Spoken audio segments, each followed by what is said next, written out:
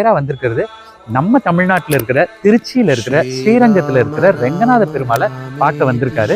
ஏன்னா ரெங்கநாத பெருமாள் தான் அயோத்தியில பிறந்த ராமரோட குலதெய்வம் அப்படின்னு ஒரு கதைகளும் இருக்கு. இதே ஸ்ரீரங்கத்துல உட்கார்ந்துதான் கம்பர் ராமாயணத்தை முழுமையா எழுதுனதாகவும் ஒரு ஐதீகம் சொல்லுது. ராமானுஜர்ல இருந்து ரெங்கநாதர்ல இருந்து எல்லாத்தையும் வணங்கிட்டு நம்ம பாரத பிரதமர் போன இடம் எங்கன்னு பாத்தீங்கன்னா ராமேஸ்வரம், ராமநாத சுவாமியை வணங்குறதுக்காக. அது மட்டும் இல்லாம நேரா போய் சேது சமுத்திரத்துல ஒரு குளியலும் போட்டிருக்காரு. ராவணனை கொன்னவனே ஏகப்பட்ட பாவங்கள் வந்துருச்சுல ராமருக்கு. அப்ப ராமரே தன்னோட பாவங்களை கழிக்கிறதுக்காக போய் குளிச்ச இடம் தான் அந்த சேது சமுத்திரம்.